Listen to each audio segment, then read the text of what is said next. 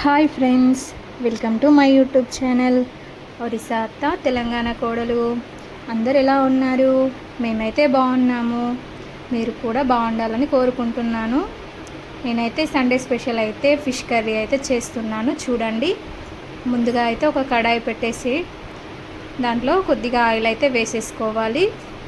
తర్వాత 2-3 ఉల్లిపాయలను చిన్న ముక్కలుగా కట్ చేసేసుకొని వేసేయాలి. అవి కొంచెం బ్రౌన్ కలర్ వచ్చేంత వరకు వేయించాలి. అప్పుడే టేస్ట్ అనేది బాగుంటుంది, లేదంటే పచ్చి పచ్చిగా ఉంటాయి ఉల్లిగడ్డలు.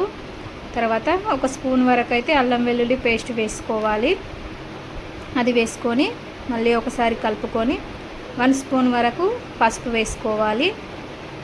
మీ ఇంట్లో మీరు ఎలా చేసుకుంటారో కామెంట్ చేయండి. సండే స్పెషల్ ఏం చేశారో కూడా కామెంట్ చేయండి.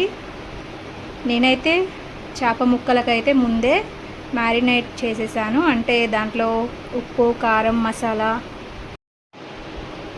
అల్లం వెల్లుల్లి పేస్ట్ అన్నీ వేసేసి ఒక 1/2 అవర్ పాటు అయితే మ్యారినేట్ చేసి పక్కన పెట్టాను.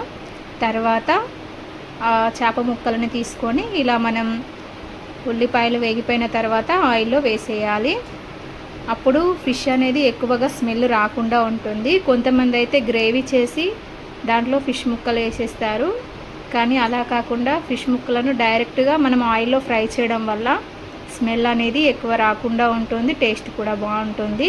ఎక్కువ మాత్రం కదపకూడదు, ఎందుకంటే చేప ముక్కలు అనేది తొందరగా ఉడికిపోతాయి కదా, ముళ్ళులు అనేవి బయటకు వచ్చేస్తాయి, చేప ముక్క అనేది వేరైపోతుంది. అందుకని ఎక్కువ కదపకూడదు. నేను మ్యారినేట్ చేసినప్పుడే కొద్దిగా అన్నీ వేసేసాను కదా, మళ్ళీ ఒకసారి కొంచెం కొంచెం అన్నీ కూడా 1/2 స్పూన్ కారం, 1/2 స్పూన్ ఉప్పు, ధనియా పౌడర్, అలాగే మసాలా కూడా వేసేస్తున్నాను. చూడండి, అవి వేసిన తర్వాత వెంటనే కూడా చింతపండు రసం వేయకూడదు. ఒక 5 మినిట్స్ తర్వాత చేప ముక్కలు ఫ్రై అయిపోయాయి కదా, అప్పుడు మనం కొంత చింతపండు నానబెట్టుకొని ఆ రసాన్ని దీంట్లో వేసేసుకోవాలి. చూడండి, ఫ్రై అయిపోయాయి కదా, ఈ టైంలో మాత్రమే ఆ రసం వేయాలి. మీ ఇంట్లో మీరు ఎలా చేసుకుంటారో కామెంట్ చేయండి. అలాగే మా వీడియోస్ మీకు నచ్చినట్లయితే లైక్ చేయండి, అందరికీ షేర్ చేయండి, మా ఛానల్ని సబ్స్క్రైబ్ చేసుకోండి. మీకు ఇంకా వెరైటీ రెసిపీస్ కావాలంటే కూడా కామెంట్ సెక్షన్లో కామెంట్ చేయండి.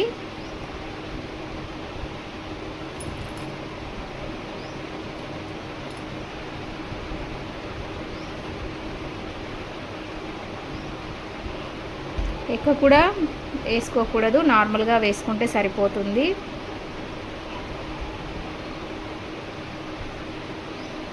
కొద్దిగా అలా కలుపుకోవాలి.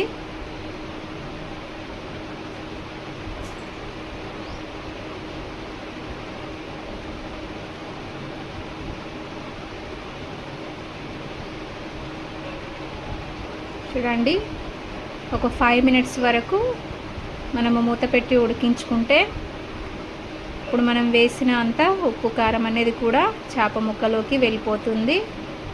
ఫిష్ అనేది కూడా మంచిగా కుక్ అయిపోతుంది. గ్రేవీ కూడా కొంచెం దగ్గరికి వస్తేనే బాగుంటుంది. చూడండి, చేపల పులుసు అయితే రెడీ అయినట్టే. చేప ముక్క కూడా ఉడికిపోయింది, చూసారు కదా.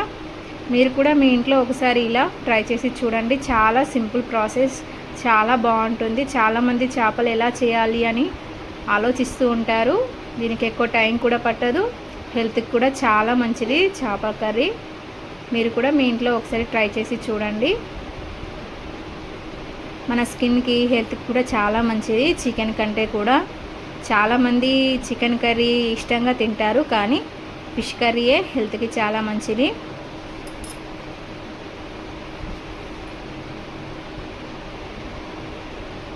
చూడండి, ఇలా అయితే దింపేస్తే చేపల పులుసు రెడీ అయిపోయినట్టే.